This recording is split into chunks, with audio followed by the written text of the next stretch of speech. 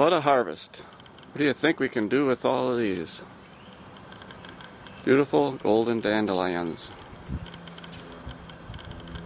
Well, rather than waste them, let's make some dandelion wine.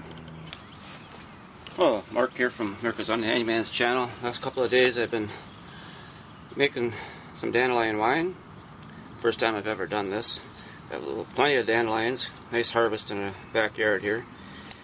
And having never done it, looked it up, different ways of doing it, different recipes I should say. I first came out, basically what it is you want the petals. You don't want any of the stem, and most recipes say no green stuff.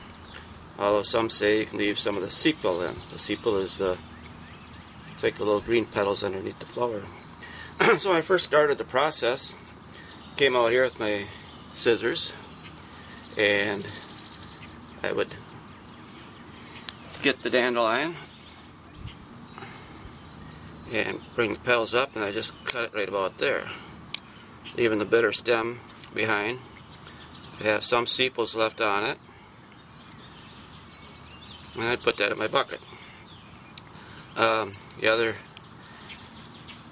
better way, though, I found, rather than do that, after some trial and error, I had picked a bunch of these, just cut them off like that, took them in the house, and rather than cut that, I had about half of them cut like I just showed you, and I thought, well, I better get more petals and sepals in there. So experimenting a little bit, one way they say, well, you start pulling these out like this. As you can see, that is not the handiest way to do it. And once you get going, it's okay. But if you take a knife, I used a kitchen knife, it was in the kitchen, and if your blade is not too sharp, you can just use your blade. You grab found out what the easiest way is, you grab the flower right here at the base of the flower, not on the stem, but straight at the base of the flower, where the sepals go in by the stem, or receptacle I think they call it, and you can kind of feel it give a little bit, and then just take your knife, look how easy that comes out now. If your knife was a little too sharp, and my kitchen knives I keep pretty sharp, you just use a small paring knife. Be careful you don't cut yourself. Just turn it over, and as long as you got a nice square edge on that side, that works just fine.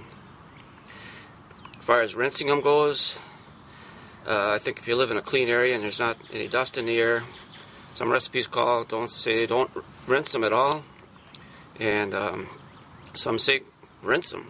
So it's up to you, I guess. I did rinse them, and I found out that if you do this first, get your petals, and then rinse them in some water, and just do small batches at a time, let them drain out, and that works pretty good.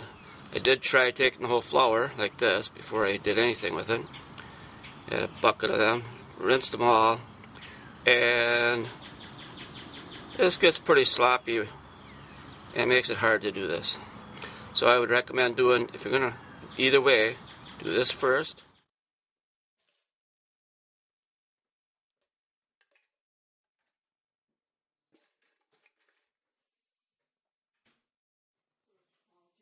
Yep. You didn't. I left a message for him.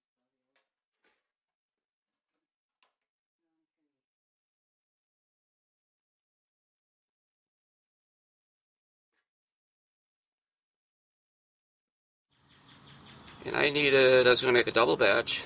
A batch called for 1 gallon of wine. I needed 2 quarts of these petals. Now that sounds like an awful lot, but it didn't go too bad. And once you get the hang of this, you can go pretty quick. But anyway, don't rinse them as a whole flower. And like I say, if you live in a clean area and you don't have a problem with worrying about things in the air, just do them dry and make your wine that way. So there you have it. This seems to be the best way to do it. You get a lot of petals really fast. And until next time, maybe I'll make a little video on the actual process. I got some other video, I just have to put it together. But for a quickie here, I make dandelion wine. I can put my recipe down that I'm using. Kind of looked them up bunch of them out there. So there you have it. Till next time, God bless you.